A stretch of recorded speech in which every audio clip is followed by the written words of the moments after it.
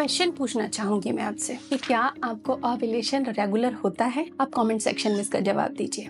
देखिए, बायोलॉजिकली एक female body को अगर हम असेस करते हैं, पढ़ते हैं, तो हमें पता लगता है कि 12 महीने जो होते हैं एक साल में, एक फीमेल 8 से 9 बार ही ओव्यूलेट करती है। It's her maximum capacity. लेकिन हर महीने जरूरी नहीं है कि एक ही ओवेरी से ओव्यूलेशन हो, अलग अलग ओवेरी से ओव्यूलेशन होता है। तो ओव्यूलेशन के लिए आपकी बॉडी को कुछ चाहिए, तो उस जरूरत को अगर आप नहीं समझती हैं तो या तो ओव्यूलेशन होगा ही नहीं, हो सकता है तब पीरियड रेगुलर हो भी, या फिर ओव्यूलेशन अनियमित हो जाएगा, अंडे अच्छे नहीं बनेंगे और बहुत सारे कॉम्प्लिकेशंस।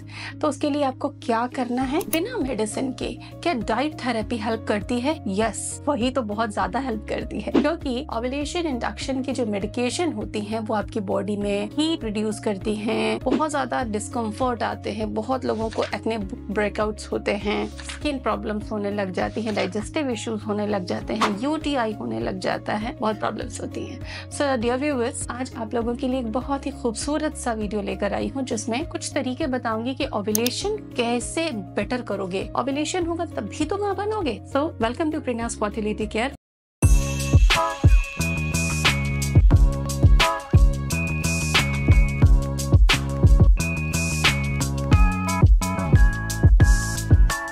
PCOS हो, हार्मोन ऊपर नीचे हो, तनाव बहुत ज्यादा चल रहा है लाइफ में, चीजें संभल नहीं रही है लाइफ की, स्ट्रेस बहुत है, नींद पूरी नहीं हो पा रही है, फेस्टिवल आ गया, घर में कोई फंक्शन आ गया, ये कुछ कंडीशन होती हैं जब फीमेल्स मुझे कंप्लेन करती हैं कि मुझे तो ओव्यूलेशन ही नहीं हुआ इस महीने, मैंने किट से भी देखा और सिम्टम भी देखे पर मुझे ओव्यूलेशन नहीं हुआ। सो ओव्यूलेशन वापस से रेगुलर करने के लिए, अपनी साइकिल बेटर करने के लिए करूँ क्या? चलिए सीखते हैं कि क्या करें। मेडिकेशन और मेडिकल तरीके तो सबसे लास्ट में अपनाने चाहिए। पहले डाइट से अपने शरीर को एकदम संतुलन में लेकर आना चाहिए। तो देखिए, चाहे HCG इंजेक्शंस हो, चाहे क्लोमिफेन हो, चाहे लिट्रोजोल हो, जो भी ये सारी चीज़ें हैं, तकनीक ये अच्छी हैं, लेकिन उनके लिए जिनके साथ कॉम्प्लिकेशंस हैं, जो नेचुरली ठीक नहीं हो सकते। लेकिन मेरा मानना है कि 80% फीमेल अगर थोड़ी कोशिश करे तो नेचुरली डाइट से वो अपना साइकिल रेगुलर करके नेचुरली मां बन सकती हैं और ओव्यूलेशन इंप्रूव कर सकती हैं। तो हर महीने बीच के दिन में ओव्यूलेशन होता है, 24 घंटे का टाइम होता है जब एग एक्टिव रहता है और फर्टिलाइज होके गर्भ रुक सकता है।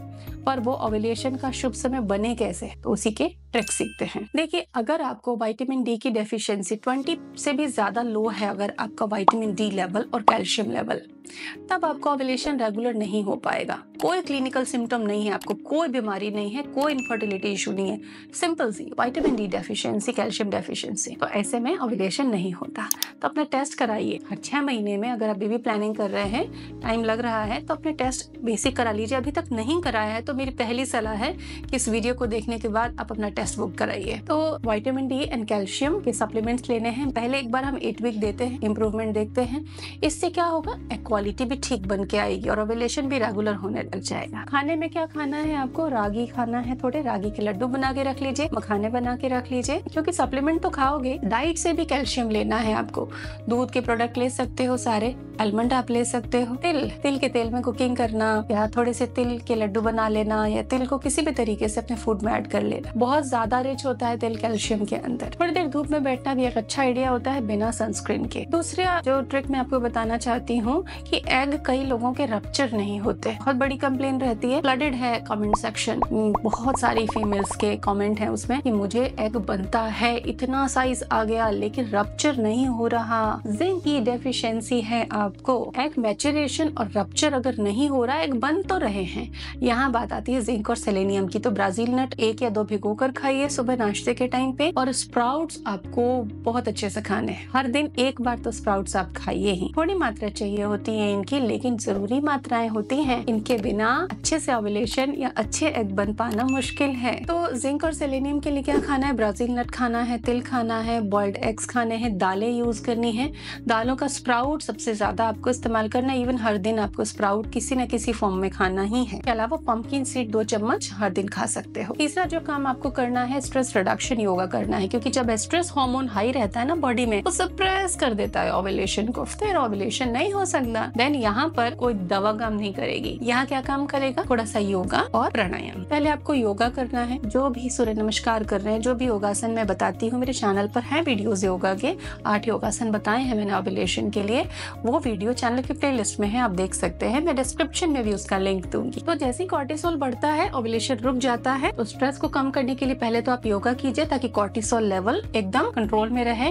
फिर प्राणायाम कीजिए। प्राणायाम में नाड़ी शोधन, फिर अनुलोम विलोम, फिर भ्रामरी और फिर उज्जाई, 4 प्राणायाम करने चाहिए फर्टिलिटी के लिए। इतना भी आप करोगे ना तो रिजल्ट तो आ ही जाएगा आपको। लोग बहुत हाई फाई योग निद्रा और बहुत बड़ी बड़ी टेक्निक्स पर चले जाते हैं। इतना डीप जाने की भी जरूरत नहीं है, आप इतना तो करके देखिए। 5वां है लो जीआई फूड। लो ग्लाइसेमिक इंडेक्स फूड क्या होते हैं?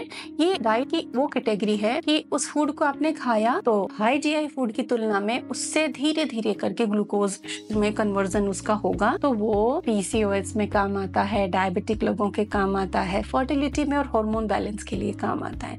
लो जीआई फूड क्या होते हैं? जैसे कि जितने मिलेट्स हैं, मोटे अनाज, ब्राउन राइस है, सब्जियां हैं, हाई फाइबर वाली जो चीजें होती हैं। कई फ्रूट्स भी हैं, उनमें भी कैटेगरी है लो जीआई फ्रूट, जैसे कि आपका तरबूज है। बहुत मीठी चीजें हाई जीआई में चली जाती हैं, कुछ मॉडरेट जीआई की होती है, तो आप लो टू मॉडरेट जीआई फूड्स खा सकते हो।